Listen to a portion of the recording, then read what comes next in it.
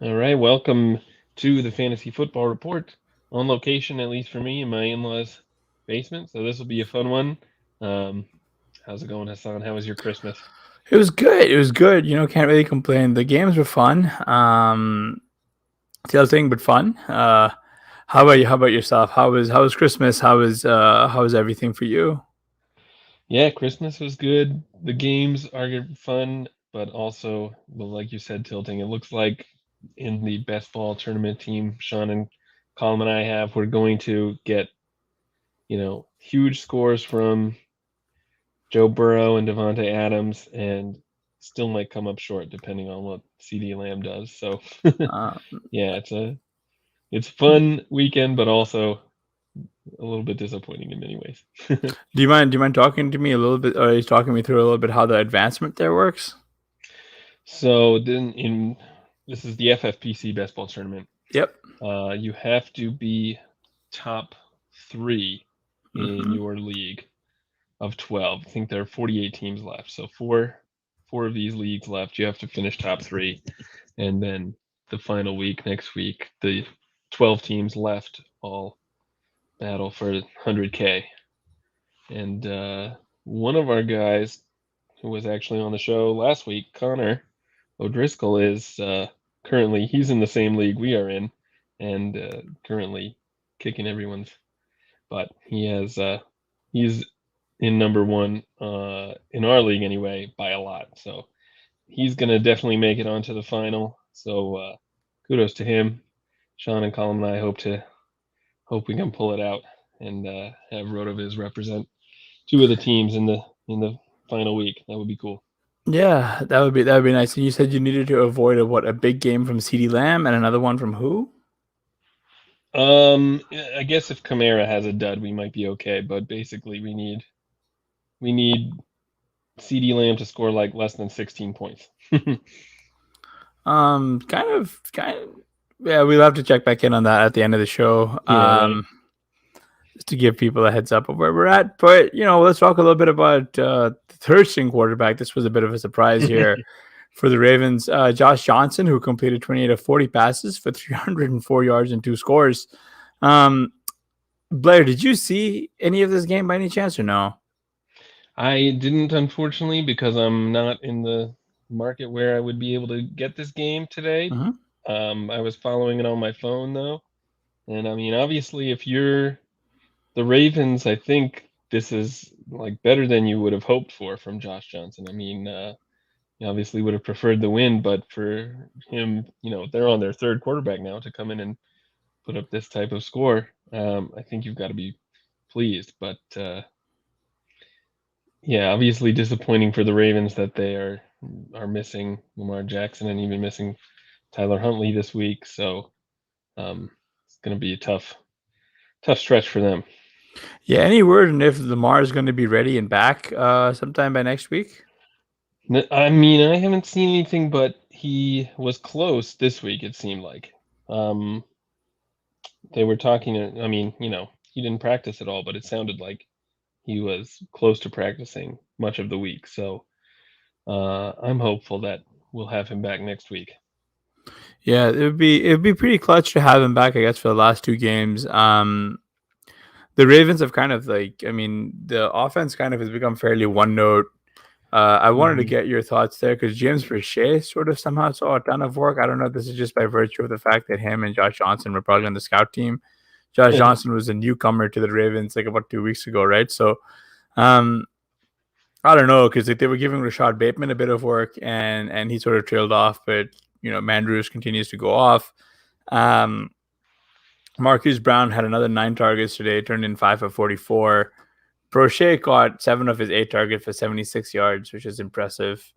I mean, at the end of the day, it sort of just didn't matter. Yeah. The Bengals just went like sicko mode on them, right? Like Burrow completed 37 of his 46 attempts for 525 yards and four scores, right? Like that was just what you needed. And then you had T Higgins who just went sicko mode. Like he got 12 of his 13 scores for 194 yards and two scores. Jamar Chase came up scoreless, unfortunately, but he could have had it's close to a big day. Joe Mixon had a big day. Like they all had big days. Hmm. little bit unsurprising considering Baltimore really just doesn't have a defense. Like I think what you're down to like the third stringers on across all phases. Right. Yeah, right. I mean, they're even starting the season, I think their defense wasn't as good as maybe they were hyped up to be. But I think what's interesting is that you saw Cincinnati kind of pushing the pace in this one, even though they had the game pretty well in hand most of the time. Like they were ahead Mm. most of the game, and they still you had Burrow throwing the ball 46 times. I think this is the Cincinnati team we were hoping to get when we drafted T. Higgins and Jamar Yeah, Chase. yeah, and Burrow. So it's a little disappointing because last week they all kind of had a dud, mhm, really kind of doomed you, I guess. In any like I was just looking at all the guys on my best ball teams that on all my best ball tournament teams that were eliminated last week.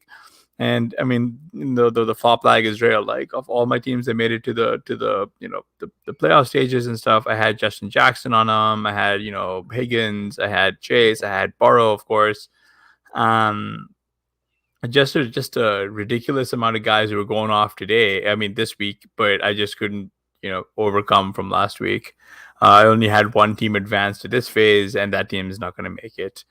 This is across the various, the other best ball platforms, and I can tell like when you're looking at my ROI because it like spiked today, like just because across my portfolio concentration just went like ridiculous.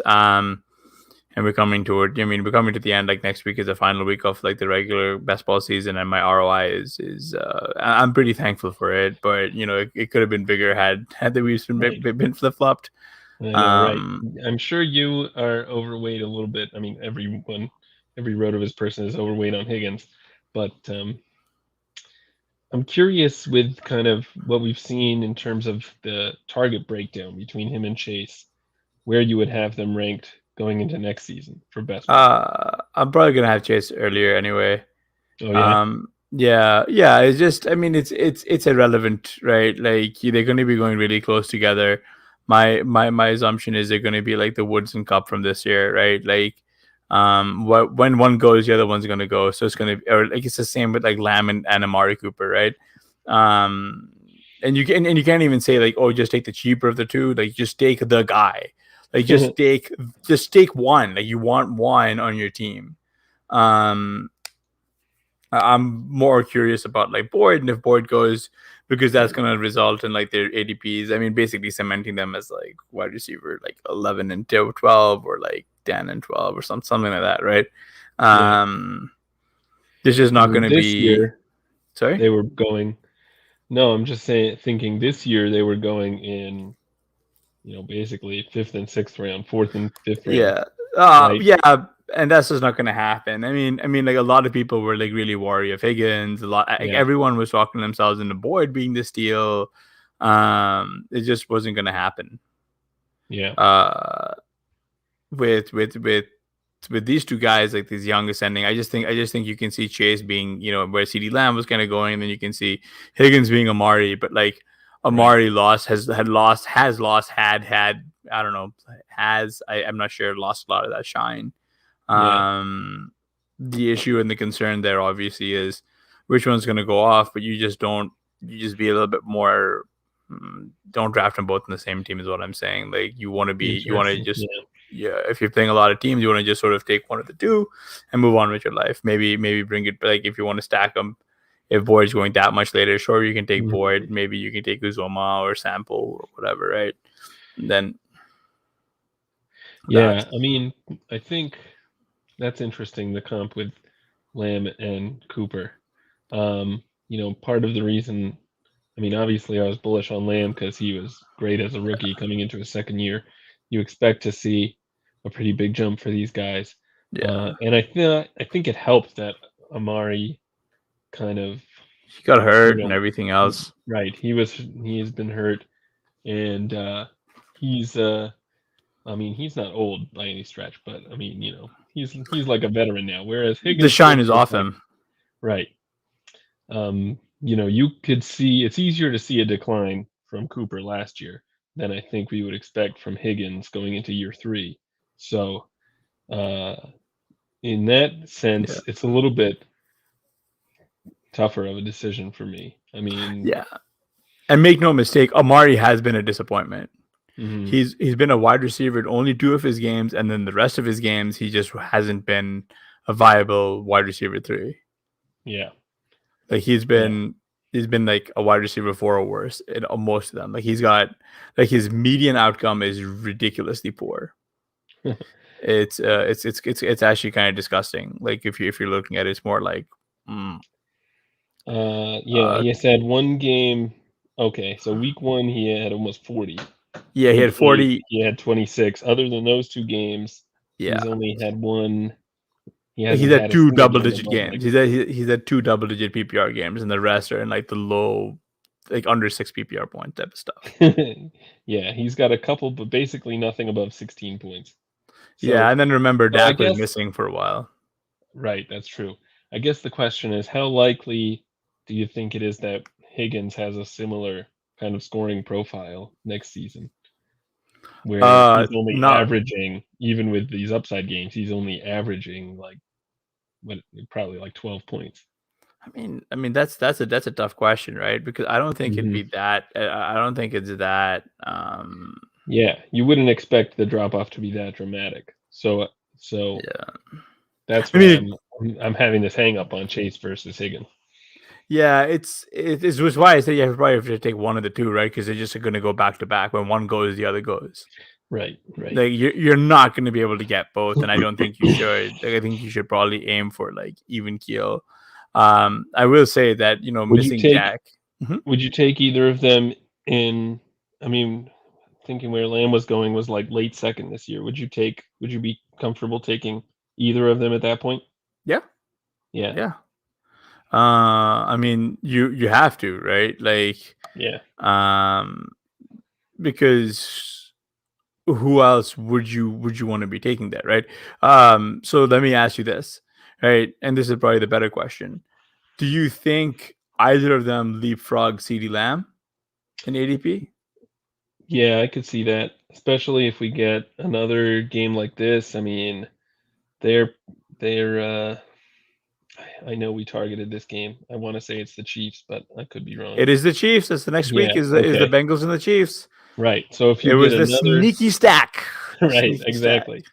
This is why this is one of the reasons we were going after these Bengals so hard, is for this week 17 game. But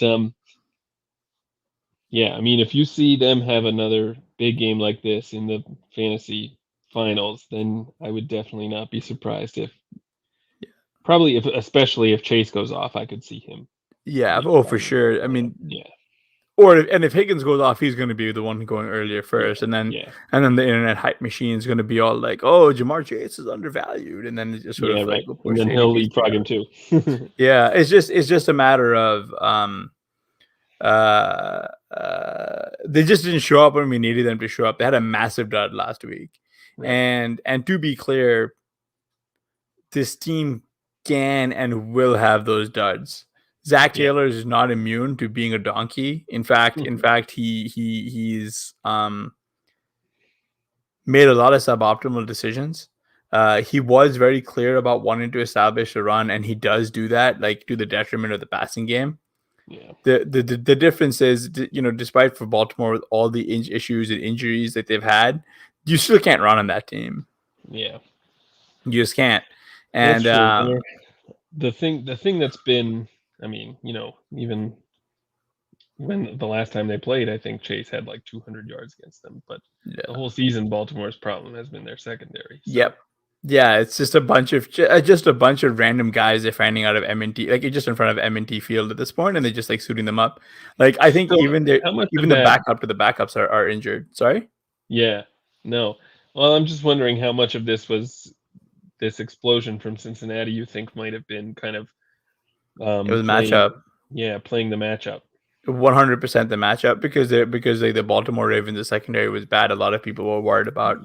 They were circling this as a reason to not really go heavy. Like they were saying that like last week's matchup against the Broncos was going to be a tough one, which they were correct on. And then this week's matchup against the Ravens was going to be a tough one. Well, people were like completely dead wrong on the Ravens. They were pretty right in the Broncos. So the issue with the Broncos is they beat themselves, right? Like there was just no pace, no volume, nothing. So you can definitely see, given kind of, what you mentioned about how Zach Taylor's not immune from the suboptimal decision, you can definitely see the Bengals trying to go in against the Chiefs and keep the ball out of Mahomes' hands and run the ball a lot, especially early. And luckily, probably the Chiefs are good enough that they won't be able to keep doing that for long. But this game you can see ways that this game goes against our expectations. Yeah, for sure. Yeah, because I just pulled up the ADP Explorer right now. Lamb was going by the end of it. He was going mid third according to this. Just on the cusp of that wide receiver too. And every time I pull up the ADP, I always look at I'm always shook by seeing like Allen Robinson wide receiver 10. like that's the one that always shakes me a little bit just because like where he was going. Yeah. Everybody else you've got like a good argument for, and then like out of nowhere it's like Allen Robinson, and it's like whoa. I will say, I know we typically don't talk about Thursday night games, but AJ Brown, man, just few bucks, a few weeks too late. Had he been healthy, maybe a different story this entire season. But my God, man. Yeah. I mean, I think you probably had no doubt. You were already had him in kind of that top tier of dynasty wide receivers, but yeah.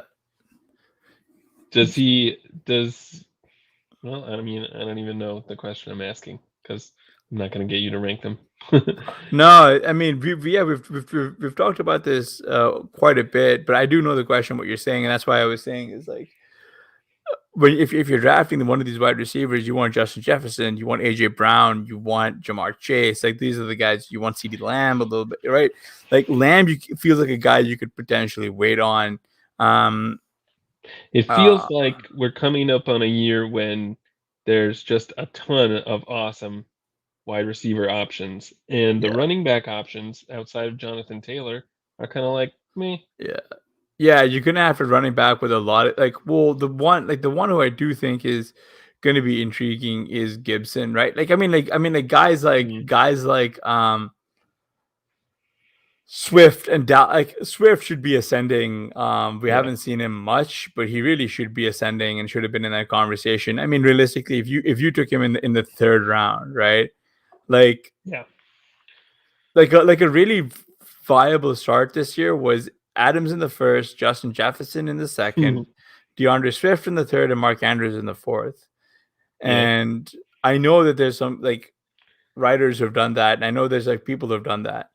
That's an insane team. Yeah. Right. Like and so the fact that Swift isn't around has been a massive bummer. And I know it for a fact because I've got quite a lot of really good teams that were completely sunk because of Swift. A bunch of dynasty teams that not gonna make it because I have Swift. I might have to abandon one of my favorite dynasty teams, and it's got Swift and Dalvin on the roster. So RIP to that one. Just such a bummer to lose that team. Ugh. Speaking of ascending guys that we were all over this year and look like they might still have a really valuable ADP next year, Kyle Pitts caught 6 of 6 targets for 102 yards. He still didn't get a touchdown, and I think he hasn't had one since I want to say week 4, and his only one of the season. How much of a concern is that for you that he doesn't seem to be able to get into the end zone?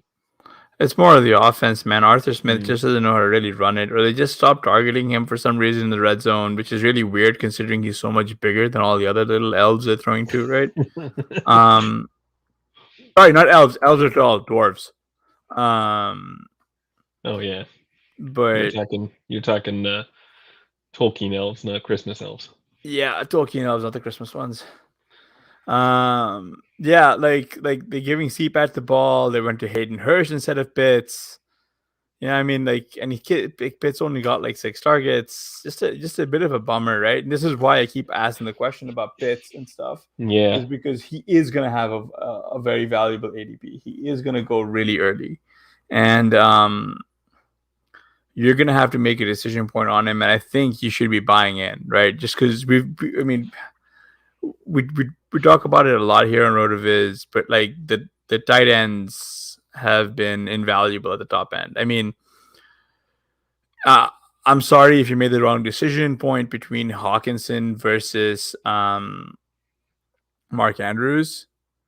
But to be fair, if you look back at the ADP, Pitts, Andrews, and Hawkinson, all three were going back to back to back. And that was realistically the end of where your elite tier stopped. That was it. Yeah. And Pitts, despite not really being a true, week winner, there's value to having someone who is consistently providing you with 11 plus or 12 plus points there. I think it's just a huge. I think that this is going to be one of those classic situations where next season, provided he continues to get the same volume, if Ridley's back, he might have more red zone opportunities because he's just seeing so much volume without any red zone, like any TDs, and that's just like we know is going to eventually mean revert. Like even if he's just like terrible at finding the red zone, he's going to find it far more than he did this year, right? Like I wanted to get your thought on that, like, and how you'd be going about ranking him. I mean, I'd still have him ranked very high. I think, like you said, there's a lot of problems with this offense, obviously, and we know touchdowns are not sticky.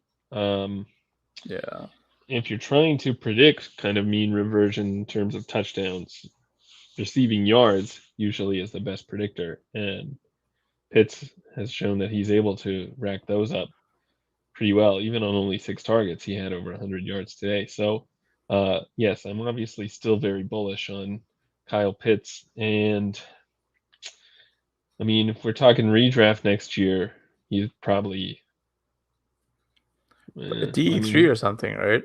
Yeah, or 4 maybe. Yeah, it's just really hard because at that point you just really want to grab one, right? Like you just want to grab one. Just like I think Kelsey, Kittle, Mandrews, Pitts, probably Hawkinson would be running it back with him. Waller would probably be running it back with as well. Yeah. And Waller might actually be like the D6, and that's like the end. That's interesting. Yeah. Yeah. Yeah, I was thinking I might have Waller still ahead of Pitts, but you obviously have to kind of take into account what he's done this year. I mean, obviously he was out today, but and he's been injured a lot this year. Yeah. So that has to, I mean, it's a real shame for him too, because he was like, I mean, he was having like a pretty big moment in the sun. Everyone was like rallying around him. Raiders have been a tough team this year anyway, but maybe next year would be a little bit better. I will say though, like this is what I, but this is what I mean about like being a little bit more fluid when it comes down to ADP and particularly the standard deviation of these guys. You don't really want to pick too far ahead. Like make sure you have the market go for you, but just know that, if you want these guys on your team, have like a plan of when you want to take them. So it's like, if you see them all sliding past ADP, that's fine. Just take the guy earlier and then you can eventually rebalance it out. But at some point you want to eventually start making sure that you have good, like, at least in my opinion, I'm going to try to have good concentrations of all these guys, like 18% of each of these guys. Cause I'm not going to try and play the game where I know who's going to be the TE one, right? Like I'm just going to try and pick who I can and then just hope to God that I did the right thing. Yeah. So I want to get your opinion on these guys for Dynasty as well. Is there anyone that you would have ranked ahead of Pitts in Dynasty? For tight ends, probably Mark Andrews. Really? Yeah. I mean, really elite tight ends tend to stick around a while. Like just look at Kelsey, right? And I guess the hard part there though for me is it becomes difficult projecting out a stronger like target share for Andrews. But like the thing is that like, especially now that he's competing with Bateman as well. Mm-hmm. But I mean he's pretty up there because of Lamar. Kelsey, obviously it's very difficult to have Kelsey up there. I think Kittle's another one who becomes a little bit tricky, especially with Trey Lance. up there. I'm trying to think. Yeah, I mean there are not too many guys. You know who the elite tight ends are. Yeah, Hawkinson, obviously, we had some big Hawkinson's going to be expectations for tough. him, and Yeah, he didn't deliver. But a lot of that, I think, you can also point to the team situation. yeah, but on the flip side, look at Amon-Ra St. Brown, right? 9 of 11 targets, 91 Yeah, yards and a score, and he's just been like balling out the last few weeks, right? So it becomes very confusing, at least on that end. I wanted to get your thoughts on ARSB. ARSB. Yeah, yeah. I always was a little bit puzzled about kind of the lack of buzz he had coming in to the league, and how not really that many people in the fantasy community were on him. They weren't on Um, Galladay either. Well, a yeah, few people were on Galladay, but like not to the extent that we were in like the Rotoviz community or the analytics right. community were. Yeah, I mean, Amon-Ra was, I mean, he was kind of like a Devi darling, right? But I think because his college career wasn't as good as people hoped, he kind of lost some of that, um, hype. But yeah, obviously, what he's been doing over the last couple weeks is impressive, and he's someone who, everything depends on the cost, obviously, but he's someone who I think I want to try and get on a lot of teams next year. Amon-Ra, yeah, it's just Hmm. difficult. It's just difficult figuring out what you need to give up though, right? Because Right, I don't think the ARSB like guys are going to be trading away much. Um, right. and that's the issue. I think Josh Reynolds is going to be running back. There's been a lot of talk coming out of Detroit that they're looking at a defensive end Hmm. with their early picks. Yeah, Um, yeah, I'm actually more interested in like Swift and like hopefully the fact that he can stay healthy next year. for Like sure. like he's the guy who I'm really curious to see where his ADP will shake out. Just because you've got a lot of really good veteran running backs, and I think this is where like people are going to get very confused. Is what do we do? Like where do we go from here? Would you be interested in Amon-Ra in like a best ball draft if his ADP settles in like the 7th round or something? Yikes! Now you're getting up there, right? Yeah, That's like Debo Samuel range. yeah, I don't know, man. That's a very good question. Not one I have an answer for, unfortunately. right. Yeah, Um, that's kind of, I was thinking. Yeah, I mean, 7th is about where it seems like, oh, this is getting a little rich. But on the other and then hand, you mhm. can see him having a kind of second year breakout Yeah, season if the Lions can improve at all. yeah, Then that becomes pretty intriguing, even in the 7th. yeah. I think I'm going to be in on him. Actually, now that I think a little bit more about it, I would probably fade a lot more of the older veterans to get ARSB in there. Yeah, Um, I can see Thielen winding up in the 7th or the 6th or the 7th. Like that's someone who I right. would easily just sort of cross off my list. Yep, yep, For ARSB, I can see a Bobby Wood sliding down there. yep. Trying to think of who else might be there. Maybe Robbie Anderson, potentially Odell. Yeah, I mean, a lot of guys who really should be going later might end up there. Yeah, yeah. That's the issue, right? Right. I can see probably Marvin Jones clawing his way up there. Maybe Darnell Mooney gets up Ooh, there. ooh, Um, yeah. Maybe Allen Robinson's there. Allen Robinson probably will be there. Allen Robinson would be a guy who I'd be interested in at that price too, though, depending on where he winds up. Yeah, yeah, It's a little. I mean, it's tough right now because it depends. Like, there's just so many in a vacuum, sure, right. but I can see Brandon Cooks leapfrogging everybody, going a little bit earlier. That Tyler Lockett might wind up there. Julio probably winds up there too. Oh my gosh, that would be so expensive for Julio. I know that's the issue, right? Like yeah, all the names you're saying, well, most of them, I'm like, oh man, Cole Beasley that's might wind up there too. get out of here. Come on, Cole Beasley will never get up there. Jacoby Myers will. Hunter Renfro might. Russell Oh Gage man, might. No, these guys never make it into the single-digit rounds. Get out of here. It'll be interesting to see what happens at ADP though. I Yeah, mean, for sure.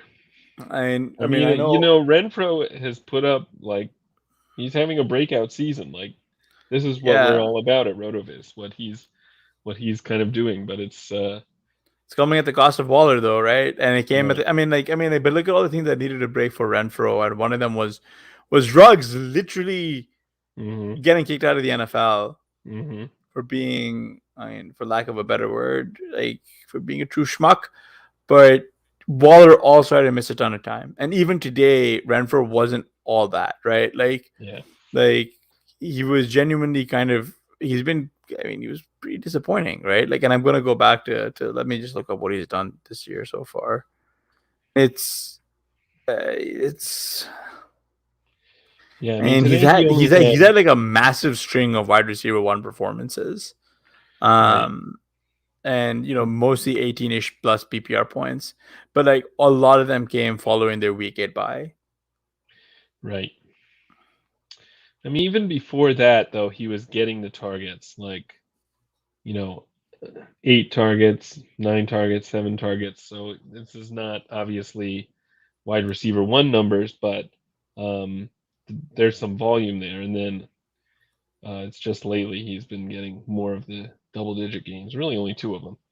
Although today he only had 3 targets, and Zay Jones had 8 targets. Remember Zay Jones? That's a blast from the Yeah, past. yeah, he's back and he's out here hogging the targets, man. Yeah, I don't know. Do you think the Raiders draft a wide receiver? Yeah, probably. Yeah, I I can mean, see it's going them to be a taking whole one new coaching early. staff, dude. Right, This is no longer Gruden's vision. right. The whole franchise is flipped on its head, if you will. Yeah, it's so. I mean, like to start the season, Derek Carr was one of the best quarterbacks in the league, right? Just for a Yep. few weeks. Mm-hmm. So, if you're a Raiders coach, you see that and say, okay, this guy just needs some more weapons, and then we'll be good to go. Or at least I hope that's what they think, because I would like to see Carr get some more weapons. I think he might like not be on the team depending. Oh, really? I mean, I have to look into the contract stuff, and if I have time, I might try to put together an article. But there are going to be a few um, things for us to look out for. I don't know. It'd be interesting to see what happens with them. I was curious about this next player. He's a running back on the New York Jets, 16 times for 118 yards, no scores. Michael Carter. What are we doing with him next year? Ooh, I think I'm still in on Michael Carter. I think that took him a little while to get going, obviously, and he does Yeah, play for the Jets, which is another thing. But I think you got to be pretty excited about what he's been able to do um, in a I few games. agree. I mean, Yeah, you would like more targets, obviously, but 118 yards today, obviously, that's that those are the kind of performances we want to be chasing, for these rookie running backs. So,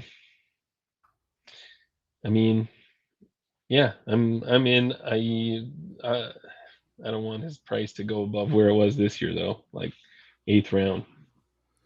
it probably will though. Because he's been balling out. Zach Wilson showed off some wheels today too. He had Hmm. 91 rushing yards and a score. Which is pretty impressive considering the state of whatever the sad sack offense this is. Um, and I mean, they beat out the Jacksonville Jaguars, who I will be honest are a slightly less sad sacky offense, but they're pretty sad sacky. Um, Unfortunately, James Robinson got hurt. He tore his Achilles. Unless he's like Cam Akers, man, like I don't see him being back in time for next year. Like, do you think ETN is like he's gonna open in the second or the third? Man, that's so tough. He's coming off a serious injury too. I think he'll probably still end up about where he was in like the 4th round this year. And I mean, I think you expect. I mean, I don't know. Maybe Jacksonville decides they just want to roll with Carlos Hyde or something. But I think you'd expect Urban to see. Meyer's gone. They're not rolling with Carlos Hyde. I don't know. NFL coaches seem to love him. Doesn't matter whether it's Urban Meyer. Um, yeah, no, I mean, I'd expect them to sign someone, and whoever that is probably going to have a higher ADP than he deserves. Yeah, I But agree yeah, with that. I'm definitely, I would like to get some positive news on ETN before trying to make any statement about. He's just gonna go there, man. Yeah, You just can't you just cannot get that hype turkey out of the oven now. yeah. No, I think fourth round probably is about where he'll end up, like he was last year. And at that price, I probably would not. I'm sure there are going to be guys I want more than I don't think he's gonna be someone in the coming off fourth. an ACL tear. You Yeah, I think don't he'll think go he's gonna. earlier? I think he's gonna be in the third, man. Yeah. I think that's where he opens. So what are you Was it doing with him in the third? If was he's it in the was third, it an ACL? I'm pretty sure. No, it's a Liz Frank. Oh, that's right. I'm confusing him with somebody. Yeah, that's That's all right. good. Okay. Maybe that's different. Is that what Julio Jones had? Yeah, yeah. I believe Still though, so. we haven't seen him play any football. He's coming off a serious injury. In the third round, that's paying a lot, and I'm sure there are going to be guys there who I also like. So what are you doing with him if he's in the third round? Are you happy drafting him? I'll probably be underweight, but I'll probably be having to take him there at some point. Like he just could be next year Swift, right? But I guess Right. the ways that I'll probably take him would be like going tight end wide receiver at ETN or Hmm. wide receiver ETN. Like I'm not gonna have like running back wide receiver ETN, if that makes Right. sense. Like the way I draft ETN next year would be the same way I was drafting Swift this year. Right.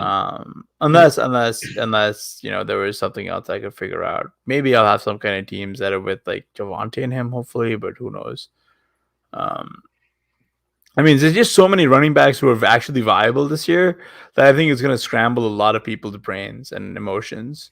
I mean, like this guy, Sony Michel, like he was like viable, right? Like 127 times for 131 yards and a score, and that's coming off the back of like Henderson's inability to stay healthy. What do Yeah. you like?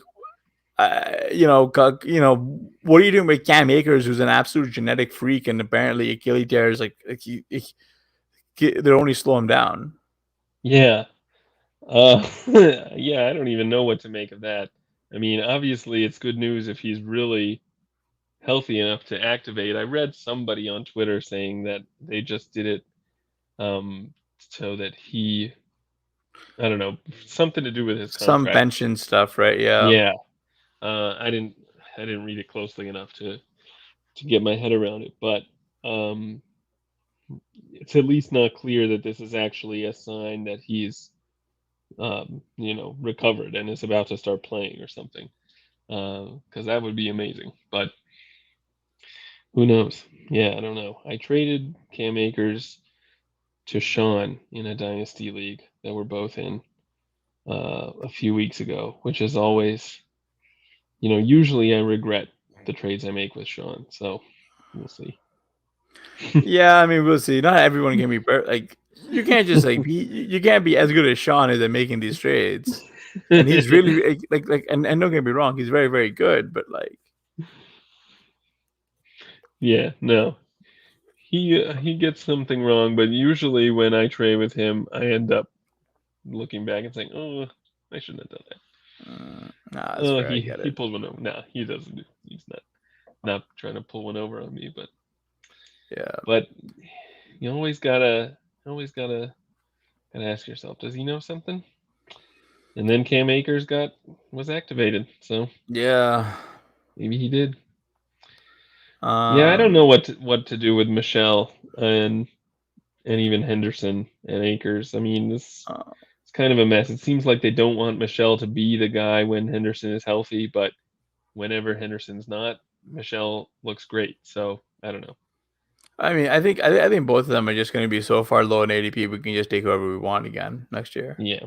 Because we like I was saying like last week when we were on with Connor, and it's just we really need these guys out there who continuously tout bad takes. Like we need these guys with 10K plus followers just going out there and saying, you know, don't draft Alexander Madison at cost because he's bad. That costs RB46, right? So you're taking him after. So let me just pull up my little I closed my handy dandy ADP chart, but you're just taking him after everybody. Like you just your opportunity costs are like, do I take this guys like RB46, or do I take I don't know, some rando guys like my tight end 2? And so it's just well, yeah, that's kind of what we're gonna need. I'm just staying on the quick theme of these running backs. Damian Harris today put on an absolute show. 18 times for 103 yards and 3 scores, right? And actually, Peter Overzet mentioned to us to put him into one of our playoff teams. We're doing okay. We're actually, if anyone is listening to the show from the Pentagon, we are currently 25th overall in KFFSC. We scored 187. Unfortunately, last week really put us in a coffin. We scored 77. Well, we got one more week, right? Yeah, we have one more week to make up a pretty steep deficit of let's see if about 70 points, a 70-point deficit to ship this thing. All right. I think we can do it. I mean, considering we were like completely wrecked by 100+ points last week, it's completely doable. Does this team have Joe Burrow, or was this the one where? No, both of our teams have Joe Burrow. Okay, all right. Oh yeah, I think that Ben because we were arguing Joe Burrow v. Lance. Ben and I wanted to take him earlier, but then he hung around or something like that. Yeah, Burrow. Yeah. The good news here is, anyway. So long story short, Peter Overzet got us onto Damian, and he did well for us. We might have to actually start considering sitting Cordero Patterson because he's done nothing. Yeah. Yeah, that's an interesting question. I mean, Patterson obviously is kind of. We owe him a lot. CPAT, we love you. We do. He was great at the beginning of the season, but obviously he's playing for like one of the worst offenses in the league. And they're even using him all wrong. Right. They have. He's also not like the youngest running back on the field. He's never had a workload like this. You do start to kind of question what whether he's up for the workload of an NFL running back. But I mean, hard to tell. There's so many confounders when you play for the Falcons. Yeah, step 1, playing for the Falcons. Look at Calvin Ridley. I hope you're doing well, Calvin. I did want to get your thoughts on another guy who is running into a sophomore, Devonta Smith. 5 of 7 targets for 80 yards and a score. This is a guy who feels like he's going to be undervalued to me next year. Yeah, he really. Probably part of it is the offense again, but he really hasn't quite lived up to, I think, the hype, which even though he's been solid, like he's been decent as a rookie, and today he had a really good game, but maybe not as good as we were hoping. So he could go a little underdrafted next year, in which case I'm really excited to take him. His rookie season has been kind of quiet relative to where it should be or what it should have been. I mean, part of that is just people who are a little bit, I mean, they're analytics enthusiasts. They're not really interested in like applying the art to this or the subjectivity to this, but they're going to ignore the fact that like after Miles Sanders got hurt, like the team converted to this D-wing formation. Like they became like the run heaviest team in the NFL by like, I don't know, like 300 bps, like 30 percentage points, something absolutely ridiculous. Like they just went like, I think they've been like 30% like run over expectation. instead of like passing. Like they've just been one like the run heaviest team and leaning on a very specific skill set of Jalen Hurts. And so Yeah. I think that's actually going to be he's going to be over penalized for it. I think he Right. might actually go in like the ninth. Yeah, that's pretty interesting. Uh,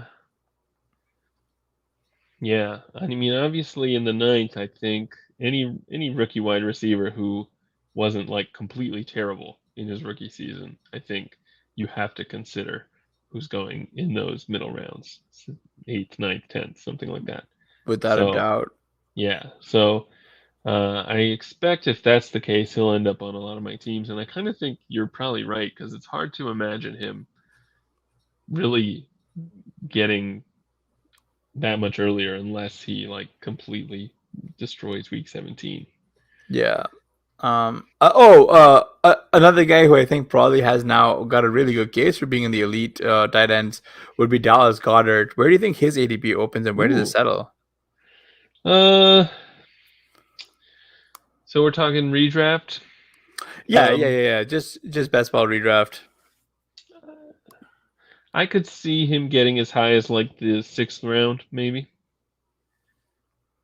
But In I'm FFPC, probably you think that's FFPC, right? That has to be. yeah. I mean, Yeah, yeah. In the sixth round, I'm probably out. Um, I don't know if I don't think he could get much higher than that in any no, event. I think But I think I think he's like I think he's gonna go at the like six at the latest, right? Like oh, at the latest. at the earliest. Sorry, at the earliest. Yeah, 'cause I just don't see him. I guess maybe he overtakes Waller initially, right? Like I think Waller could be tight end 7, Hmm. and that would be interesting. Yeah. Yeah, that would be interesting. I mean, I'm trying to pull up what exactly Goddard has done this season, He's been pretty good and since they shipped out Ertz, for what it's worth. right. That's the issue, right? Because you have like this really like a tale of two seasons with him. Like we're gonna need to do a lot more normal analysis and just straight and like straight numerics. Because like there's been a lot of Mhm. really dirty splits during the season, if that makes sense. Yeah. Yeah, he's definitely had a couple good games recently. Obviously, week 13 and week 15, he had over 20 points both of those games. And then today, only 4 targets, 2 catches for 28 yards. So I think, with any tight end who's not Kelsey, basically, or maybe Mark Andrews, you're going to see kind of these sorts of highs and lows. So, um, is it worth paying for that in the sixth or seventh round or even eighth round? I don't think so. So, I'm probably going to be avoiding Goddard if he gets that expensive and trying to get exposure to some later guys or just go elite, truly elite tight end. But I mean, in the eighth round, maybe it makes sense. Yeah, I was kind of hoping he might have the same ADP as like Logan Thomas did this year. Yeah. So where Logan Thomas was going, at least in FFPC, was late fifth, early sixth, basically. Yeah, And that, I mean, it's obviously hard to tell since he got hurt pretty early in the season, um, and then got hurt again when he came back. So we don't really know whether that was justified, but uh, my guess is it probably would have ended up looking a little too expensive,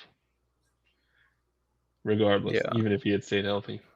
But I mean, the other thing is, with these tight ends, um, the injury risk is even greater than at a lot of other positions. So you kind of have to think about that when you're factoring in these costs. Because if yeah, Goddard, you might be really bullish on Goddard and say, oh, sixth round, I think that's a fair price. But does that take into account the likelihood that he's going to get hurt? Maybe not. Tight end injury rates are definitely higher than wide receiver injury rates. yeah. But at some point, you just sort of do need to like pay the piper and actually pay for him because I guess there's the reason why the ADPs are so high for some of these guys, compared to some of the other ones. Unless you're really, really talented at picking out late round tight ends, and I don't think most of us are. It's a Yeah. very difficult. It's a very difficult argument to make there. Maybe Yeah. Dawson Knox is someone I was kind of on towards like later and stuff like that, but like it still is a little difficult to be Right. Right. And part of that is just conviction kind go of, all in on him. yeah, for sure. For sure. Part of that, of course, is just the nature of kind of how tight ends score points, which is very touchdown dependent. Yep. So it's kind of in many ways the least predictable position, which I think makes elite tight end going after elite tight ends an even stronger strategy in most cases.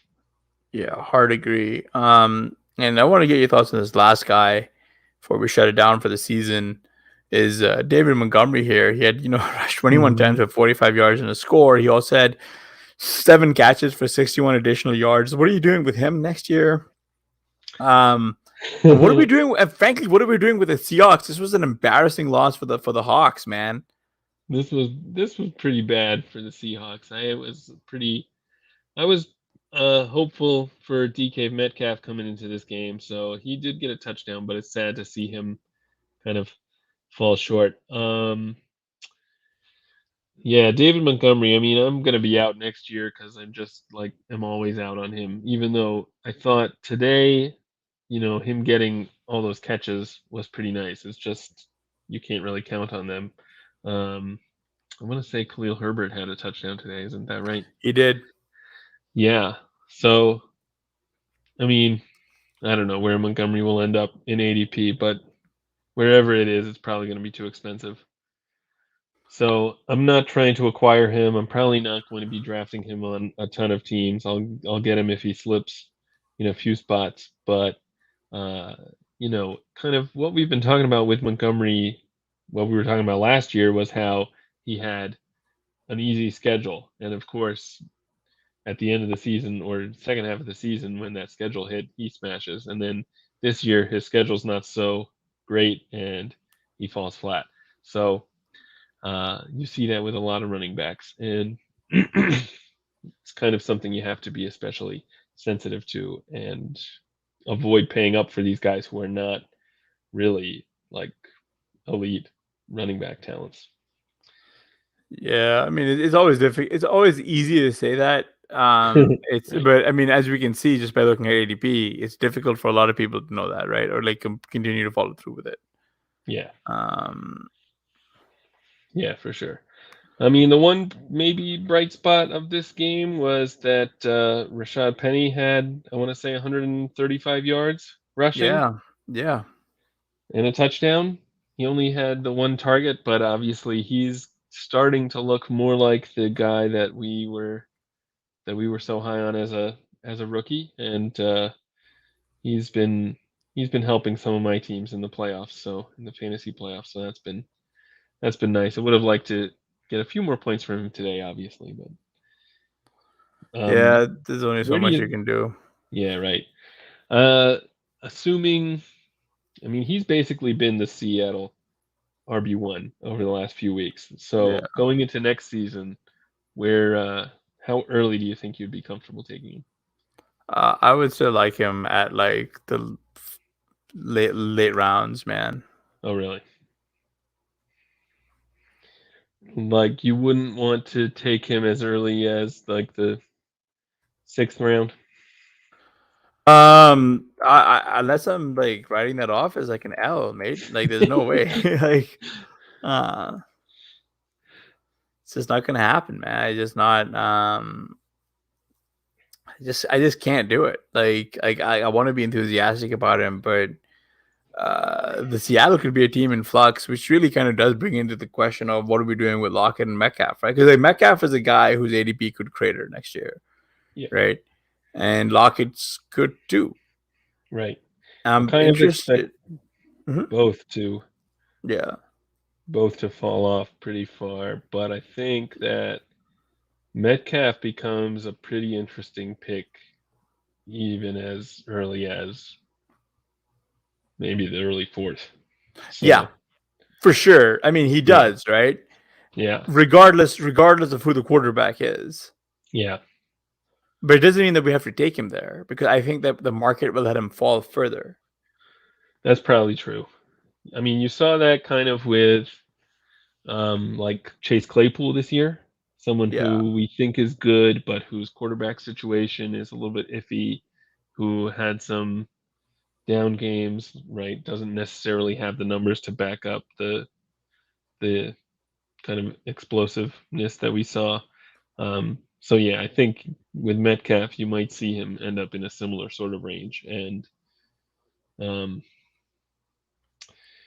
yeah, hard to know if that's really a good pick because Claypool has been kind of kind of a disappointment this season, but obviously Metcalf Um, has explosive outcomes. yeah, I mean, but to keep in mind, like Claypool suffered what could have been a season-ending like toe injury not too long ago, and he's still playing through it, Yeah, right. right? Like, I have no idea when the Steelers decided to start trying to establish Ray McLeod. That just came out of nowhere, dude. Yeah, Uh, that one, I'll be honest with you, that's been a very very shocking revelation here. I mean, he had 8 targets today. right, 8. right, That's more than Chase. That's more than Najee Harris. right. That's ridiculous to go for 4 for 25. Yeah.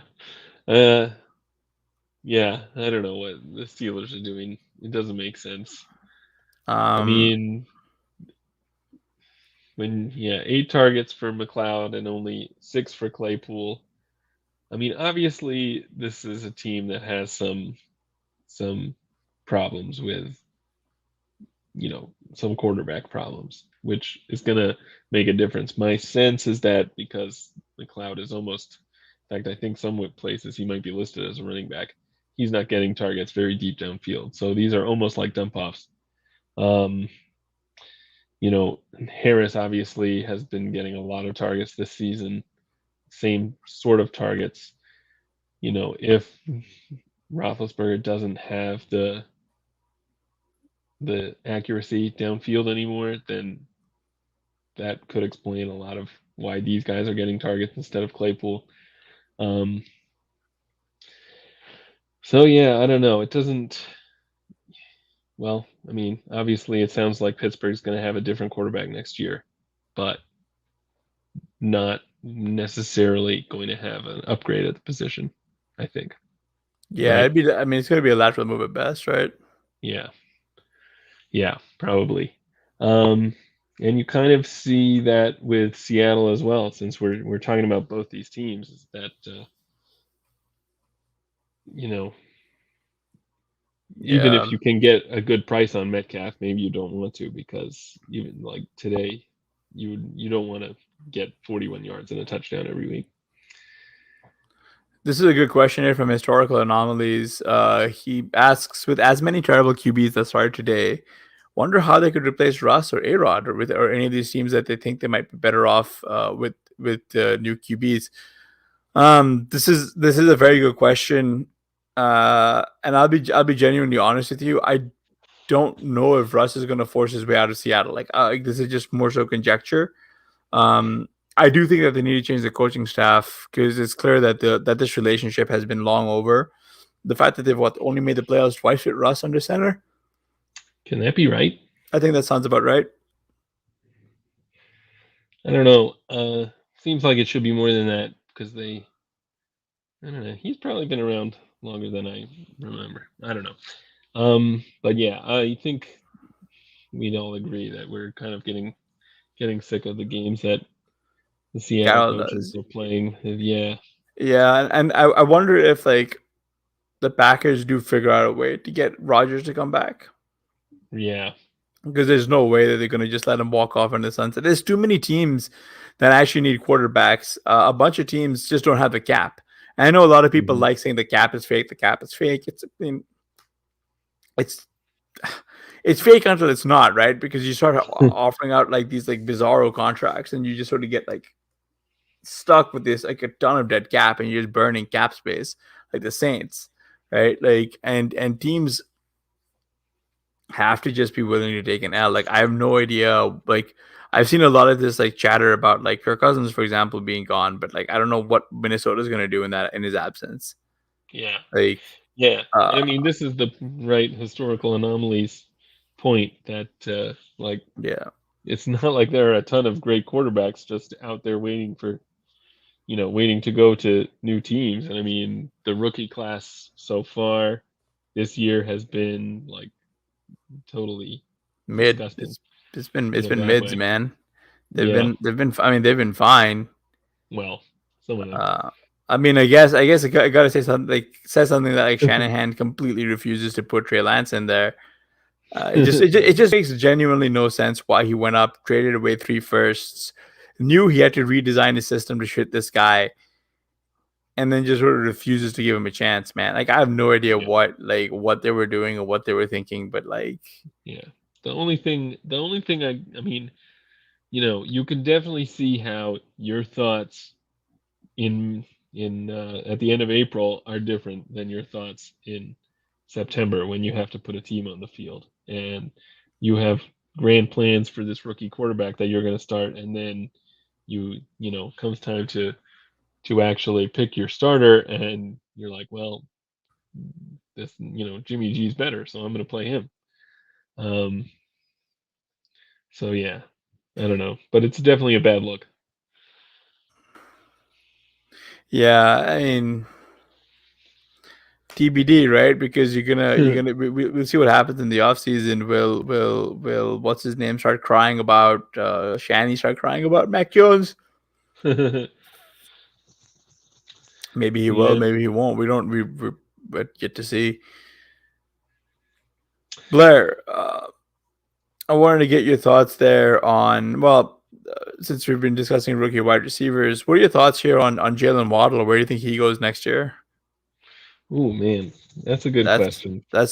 we're not gonna have a chance to talk again after he plays, so I wanted to get your That's thoughts right. now. He's playing on Monday night, so we can kind of project. I mean, he's another guy who I think to a certain extent has been kind of flying under the radar, and maybe it's because of the team he plays for, but he's actually, been really good this season, especially recently. So, oh man, if we're talking redraft, I could actually see him probably getting kind of up into the maybe fourth round. I Maybe I'm can see okay it. with that. I Yeah. can see it. Oh, In and a guy we Dynasty, he didn't. might even get higher. Fairly Yeah, well. and the guy we didn't have a chance to talk about earlier today because we glossed over the game was Kadarius Stoney. Oh boy. What are Yeah. we doing with him next? I mean, he's very very very very ADP sensitive for me. Yeah, I agree with that. He's still a very hard player to evaluate because he's obviously getting the volume. Although, I mean, you got Mike Glennon and Jake Fromm throwing the ball, which, as bad as it sounds, are probably worse than Daniel Jones throwing the ball. Um, what did he have? 4 catches for 28 yards? Yeah.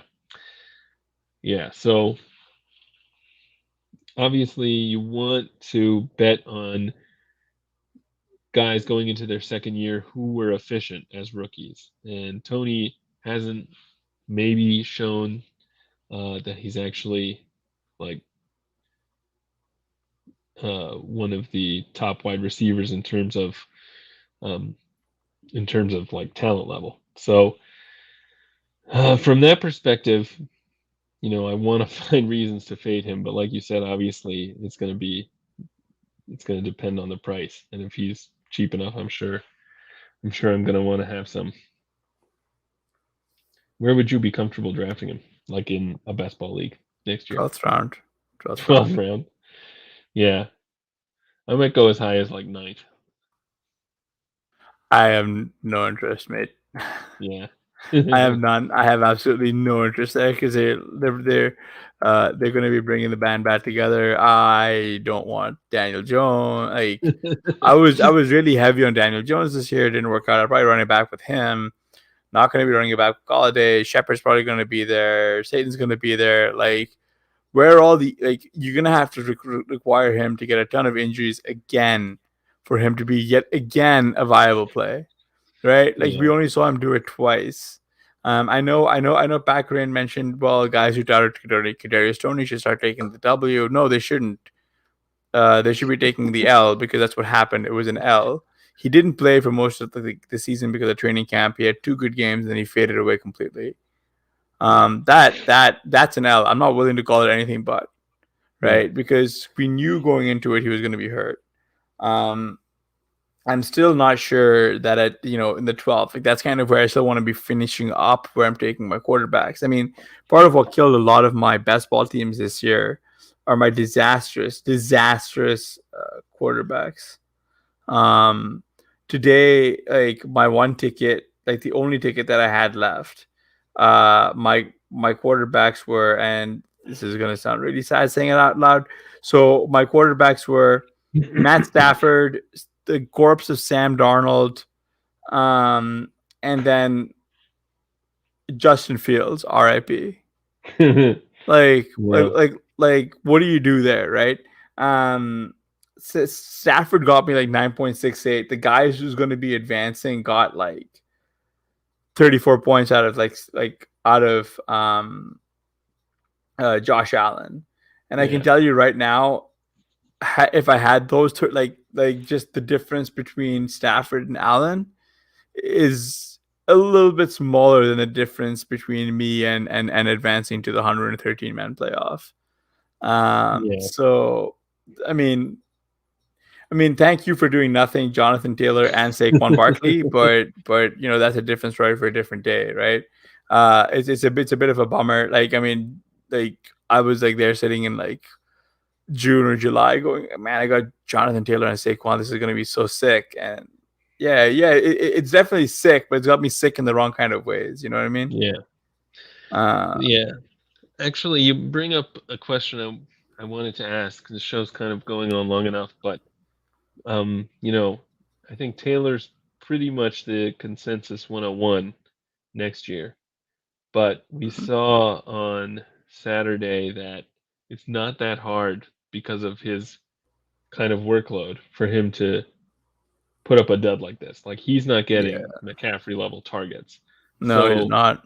is he worth being the 101? Yeah, but this is where I was gonna say, like, is where you need to be a lot more flexible with where you're taking some of these running backs, right? Like like the Mm-hmm. ADP, like there's a reason why CMC was like 101 there. And, there's a good. He's probably going to be 102, 103, but he really should be like the 101 again.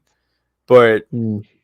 I apologize, but it's difficult, right? Because historical anomalies asks us a good question again here with about where Saquon goes next year. And I was sure that he should have been going a lot higher this year. And it looked like he was going to be the guy, man. He looked like that league winner, that second round league winner, where before he like stepped on, got that injury, and it's like ankle swelled all the way up. And since coming back, he hasn't looked anywhere near that. But then, to that end, he hasn't looked didn't look anywhere near that before the ACL injury. And a lot Yeah. of this has to do with like the offense just being bad. So it's just, I think historical anomalies. I think Saquon still goes in the second round, late second. Like I Late think, I second. think, I think, I think he opens in the mid second and just drifts downwards. Hmm. Yeah. Because people will see that. I mean, like Saquon's got that kind of profile that suggests that you want this guy because he's used in all phases. He's been Right. seeing a ton of targets until today, where you got like Fromm and Glennon and stuff, right? But like, he's been like catching 4 targets each week. He just isn't getting much Yeah. much there, but you still want those kind of guys, and it's like a shame because again, the Colts don't really give Jonathan Taylor a lot of those targets, right? I mean, to that end, I mean, on the flip side, Taylor probably should be the 101. There was a really good argument for why Derrick Henry should have been the 101 had he not gotten hurt. because these guys just sort of like they just defy and break models, but like so their floors can be low like this. Yeah. Um, Sean had a great line in the AFC zero running back article this week. That was something like backs with great vision and 4.3 speed don't have low value touches. yeah, well, he's kind of A right, line right? about Taylor. Yeah. I mean, yeah, I mean Godspeed, right? Like that's where like that's where I am interested in. And it does tilt me that I mean like the guy who's going to be advancing has like Rashad Penny and Nick Chubb. Mm. He doesn't have Jonathan Taylor on his roster at all, right? Like had Jonathan Taylor gone off, this guy would have been dust. Yeah. You know what I Yeah. mean? So I don't think he's drawing particularly live when we get into the next week because there are going to be teams that have Cup and JT who advanced in spite of a bad week, and I think that they'll Right. like if JT has like a Camaro level explosion in like week 17, like guys like this are just going to be completely dust.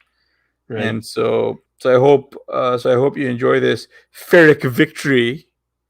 If you're listening, if you're a listener of the if the guy who's kicking my butt, if you're a listener of the show, but yeah, it is impressive from at least to me that just the shape that these various teams are making, and if you do want to learn, you know that there are many ways to skin a cat. Just go through your best ball contests and just take a look at like the teams that are winning.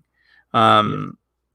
Especially in the tournament weeks, because you know there are low ownership guys who just are going off like Rashad Penny, right? Nick Chubb in his negative matchup and stuff. And if you came across just trying to look here, seeing the guy who's in second place, his he was the only one who had Damian Harris this week, and Joe Mixon as well.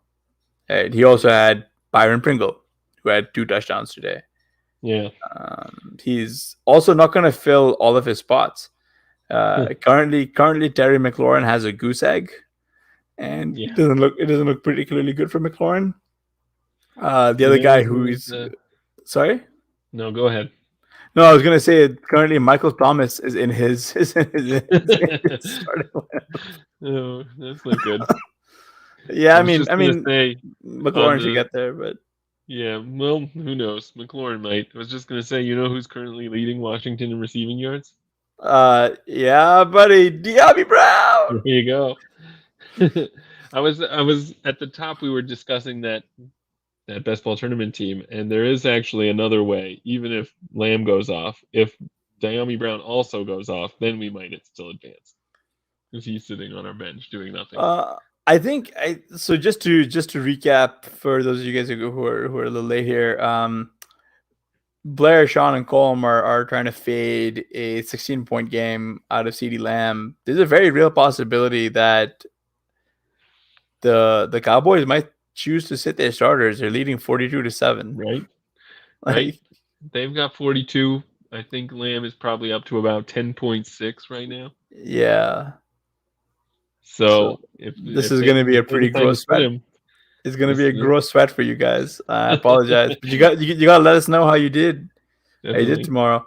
Well, if Lamb scores 16, unless Kamara scores like 0, then we would be also alive. But I think the chances of that are pretty slim. I think he's drawing pretty live for Kamara to probably score 0. You think?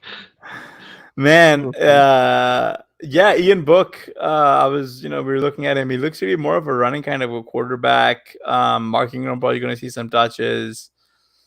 Right. I'm not going to say it's like completely probable, but who knows, man? Like they have a very ugly path to moving the ball there. Yeah, they massacred the Buccaneers though, so don't listen to me. I don't know.